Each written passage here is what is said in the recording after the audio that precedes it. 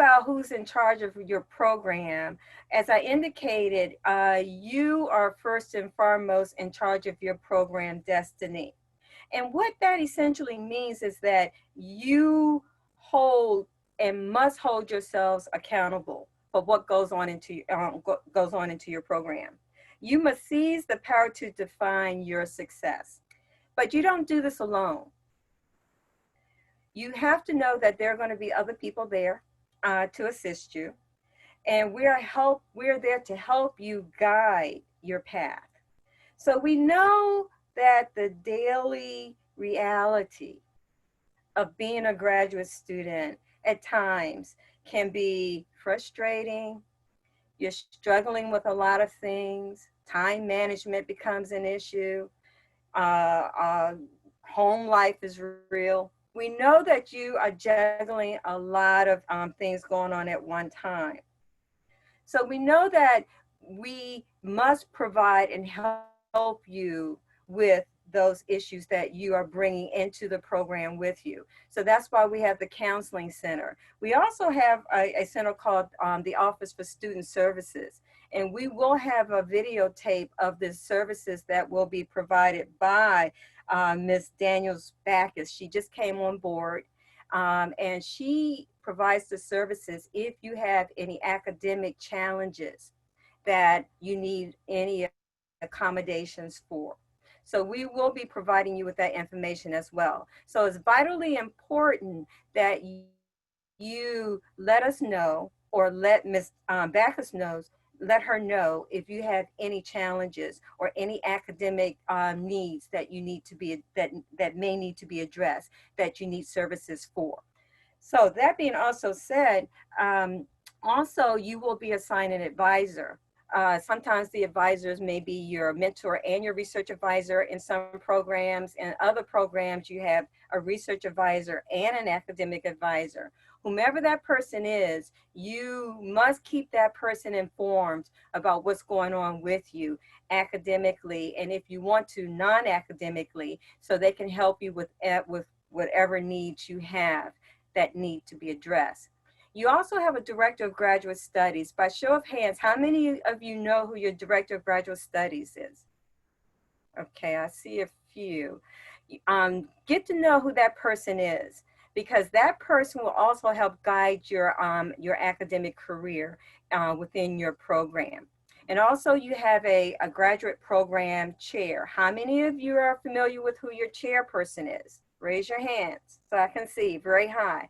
I see some hands. Very good. So when you have an issue or concern, or if you just have a question, I'm asking that you start there first. I'm asking that you start with your advisor or the Director of Graduate Studies or your program chair to see if they can resolve any kind of questions or issues that you may have. If your questions are not answered there, but our doors are always open in the graduate school, don't get me wrong. But if those questions and concerns are not answered in your program, come to us, because we have the administrators in the graduate school that can help you. We have Dean Jones, who can help you with any financial aid or any financial issues that you may have or questions you may have. We have Ms. Addison, if it's non-curricular issues that you have that you may want to talk about, like some workshops that she's doing, RCR, or whatever the case may be, you can go to Ms. Addison to speak to her about any student affairs issues that you may have. With regards to any enrollment management or academic issues, you will go to Ms. Goodwin or Mr. McCrae. They're there to service you because they're the graduate academic administrators in the graduate school. And then there's Dean McDonald Kaufman, who will help you with any issues that's dealing with assessment and evaluation.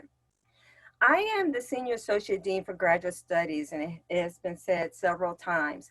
The Graduate Dean calls me the Academic Dean. I am your first point of contact when you come to the graduate school. So if you have any academic issues, please come to me or call me anytime you feel that you need my assistance. Hmm.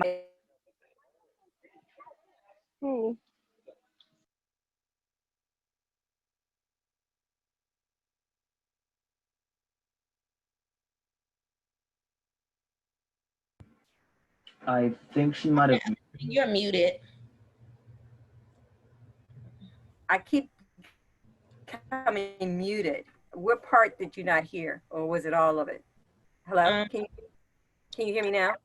yes, we can hear you. Go back to you being a point of contact. Oh yes, I am the first point of contact if you have any academic issues. Okay, my direct telephone number is 806-4666.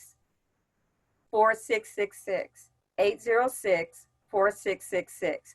Or you can reach me on 806-7636.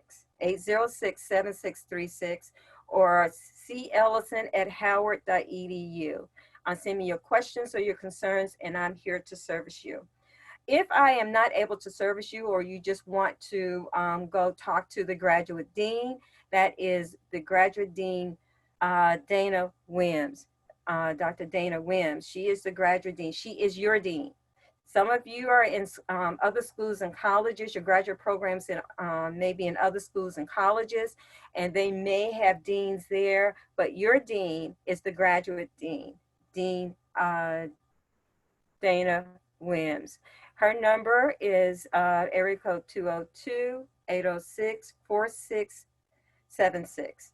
202-806-4676. But as Dean Wims indicated, you can reach all of us on Microsoft Teams. We will have our apps up or our computers up to answer any of your calls on Microsoft Teams from 9 until 5 o'clock. But my system is always up. So even if it's after 5 o'clock, that's fine. But I also gave you my telephone number. Okay, next slide, please. Next slide. Okay, it is important that you remember that there are a number of documents that you must have in front of you to understand your place at the university, and who you need to contact outside of the graduate school, and what the policies and procedures may be as you continue to matriculate here at Howard University in the graduate school. So I really encourage you to go online and look at the university catalog, the H book, which is the Howard book. You will be held responsible for the rules and regulations for the pursuit of academic degrees in the graduate school. That's located on the Howard University Graduate School website. You will be held responsible also for any information that's on the graduate school website that may have some direct impact on your matriculation in the graduate school, important deadline dates, and so forth and so on. And then most importantly also,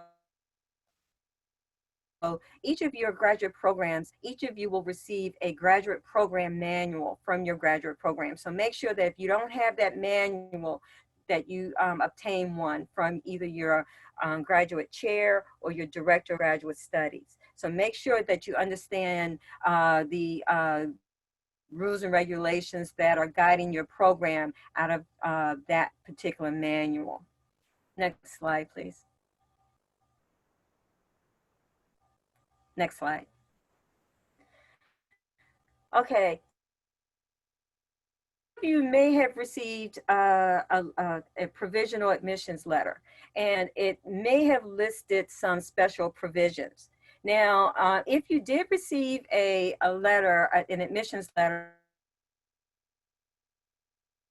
that had special provisions on it, you are being held accountable for those special provisions. You are being held accountable for those special provisions, and sometimes there's a deadline date that's attached to those provisions, or it may be some prerequisites that you may have to take in order to begin your matriculation in your program. And that's very important because as you are registering for courses right now, you have to understand or know what those prerequisites are. Sometimes the prerequisites may be undergraduate courses because you may have a deficit in some areas, and they may want you to take undergraduate courses. So attend to those special provisions. Now, if you did not receive an admissions letter with special provisions on it, it's okay. You're fine.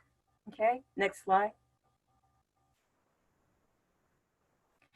Okay, now sometimes we when students come into the graduate school, they're talking to their peers and they're looking at the other programs that we offer, and they may want to transfer into other programs. You can do that. But what you have to do is to contact your program chair to let them know that you're interested in another program. Your program chair has to give you a release letter.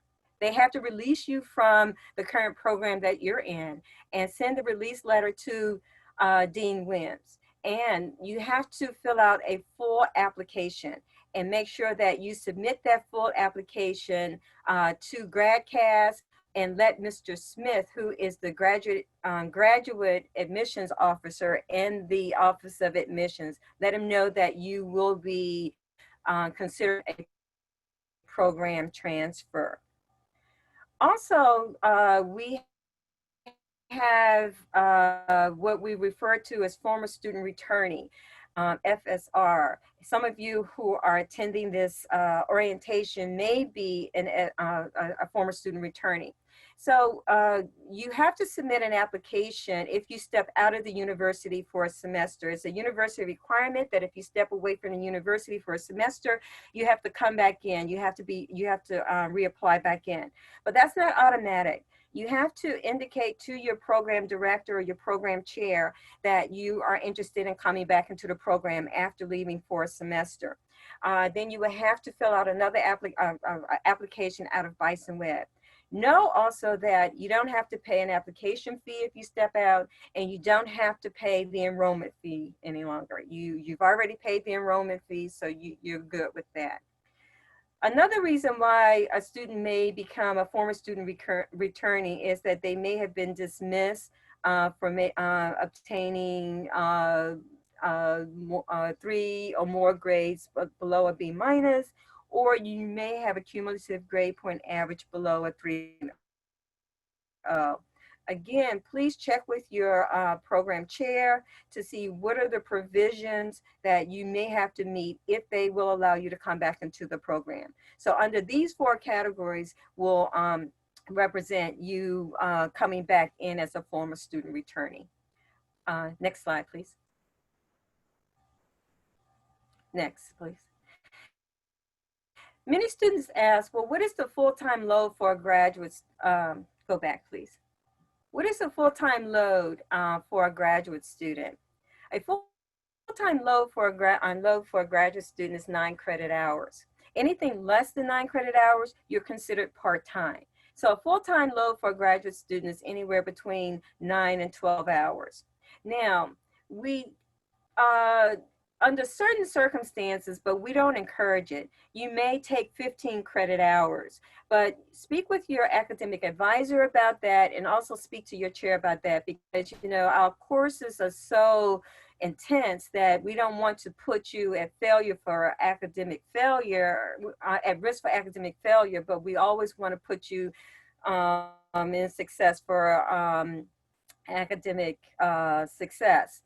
A promise for academic success. So what we want to do is to make sure that you're taking the number of credits that's comfortable for you and comfortable for your own individual academic pace. Anything beyond 15 credit hours, which we totally don't recommend, please, totally don't recommend. But if you find yourself in that situation, you have to pay an additional charge per credit. So anything below 15 credit hours is covered by your tuition. Anything beyond 15 credit hours, you have to pay an additional charge for. Next slide, please. Be mindful that we're in a new age right now. We're engaging new normals. This is basically the second semester that we're engaging virtual learning, teaching online, students taking online classes, but I'm sure some of you have already been familiar with that type of process coming into Howard University. And there are times where we may not meet all the expectations of a course, or all the expectations that the faculty member may have put before us. So we do have a process at Howard University where you can negotiate an incomplete from your professor. Now, when I say negotiate, there's a contract. that you and your professor must sit down and negotiate the terms of the contract for the incomplete. You are responsible for, well, both you and the faculty members are responsible for engaging that contract and making sure that you are successful in meeting all of the demands of the contract. You have until the end of the next academic semester that you're enrolled to complete whatever requirements you have to complete in order to have the incomplete grade removed. So an incomplete grade is an incomplete, which is an I, and it's over top of a letter grade. So it may be over top of a C or I over top of whatever grade that the faculty member feels that you really need to get in order to fulfill that responsibility. If you don't fulfill that responsibility, you will receive that letter grade that's below the incomplete. Okay, so you want to make sure that you fulfill it. So most faculty members would either do an I over a C, and remember my prior conversation, you cannot accumulate too many C's. Okay, next slide. As I mentioned before, some students may have received a provisional letter saying that they may have to take some undergraduate courses, or you might want to take some other undergraduate courses to enhance the knowledge base in the area, in a particular area on your own. Graduate students have, we will allow you to take a maximum of 6 undergraduate credits. Now, be mindful that if you take the 6 credits of undergraduate courses, those credits will not be incorporated on your graduate school scheme. So if you're thinking about saying, well, I'm going to take these undergraduate courses because I can, which are 2, which I can, and maybe that will heighten my graduate GPA, it doesn't, because you will have 2 separate transcripts. You'll have a graduate school transcript and an undergraduate undergraduate transcript, so they won't come together. So be mindful that if that is your purpose, it's not going to work. Transfer of credits. The graduate school, we do allow students to bring in credit from their prior institution. So if you're in a master's degree program currently, we do allow you to bring in 6 credit hours. If you're in a PhD program, we do allow you to bring up to 24 credit hours. But please hear me.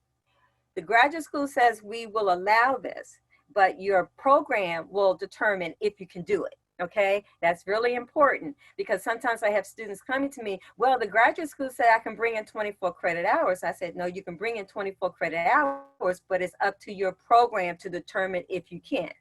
So they will look at your transcript and say, oh yes, you can bring in 3 credit hours, or you can transfer in 9 credit hours. So make sure that you speak with your director of graduate studies or your chair to see if any credits that you're bringing out of your master's program, or if out of your BA or BS program, can come into your program. Now, the BA, BS will go into if you're coming into a master's program, your master's credit will come into your PhD program. Now, remember, if you are coming in with a master's degree already, it has to be from an accredited master's program.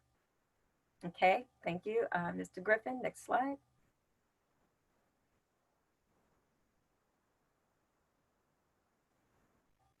Okay, this question, how long do I have to complete a master's degree program?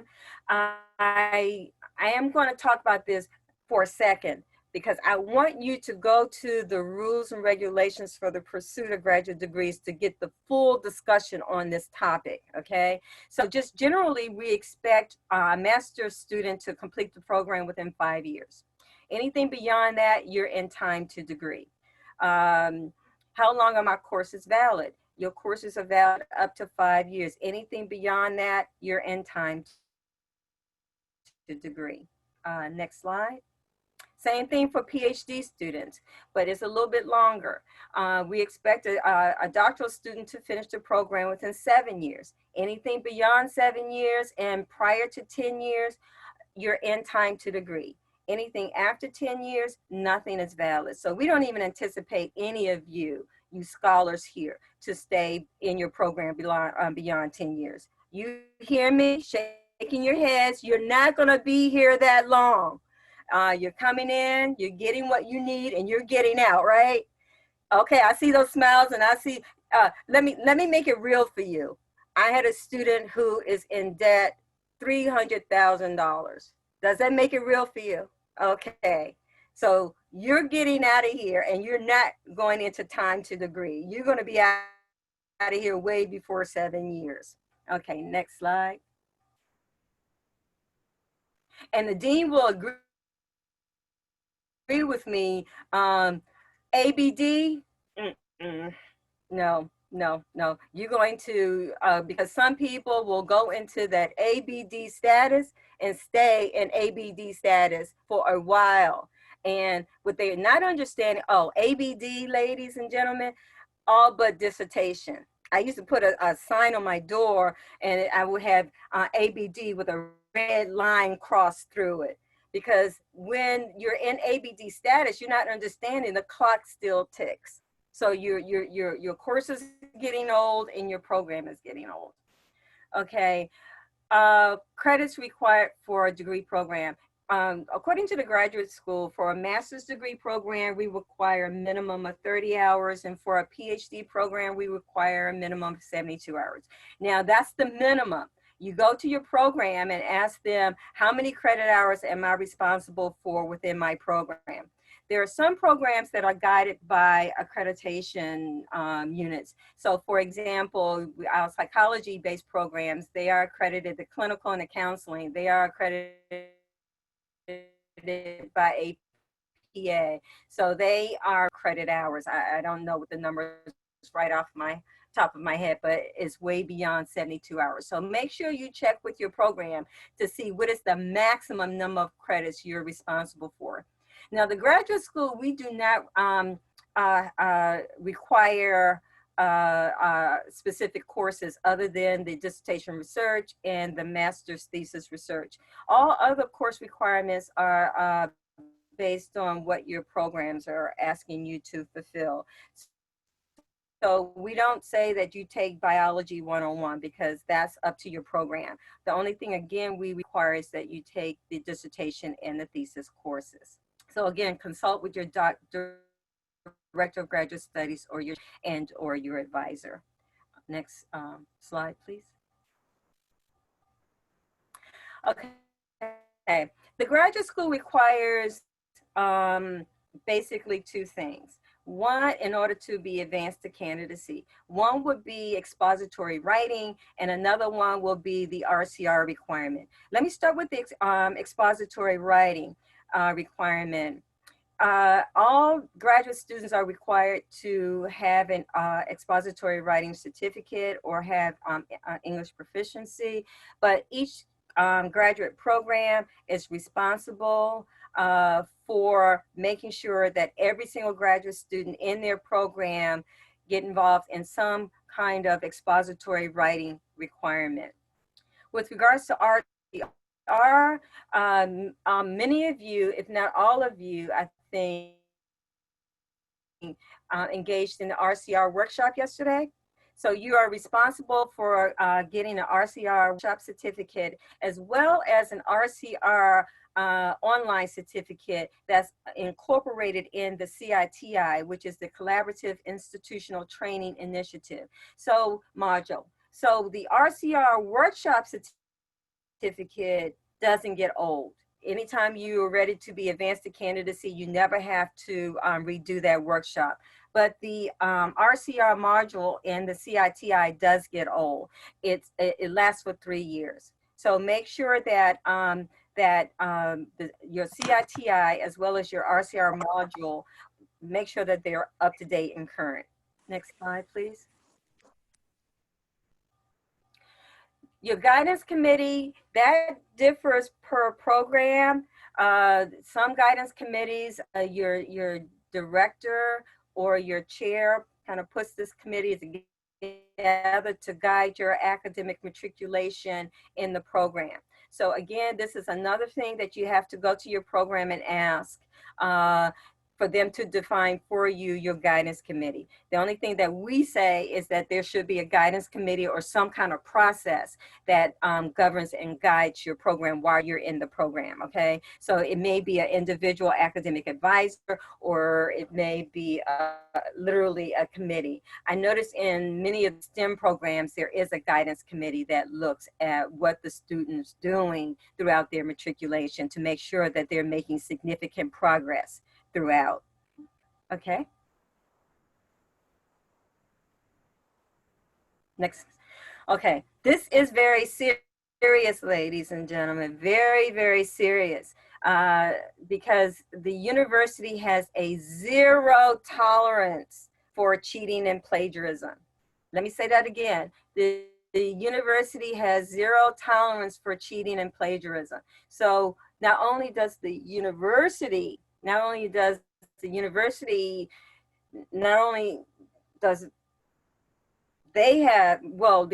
has a zero tolerance for cheating and plagiarism.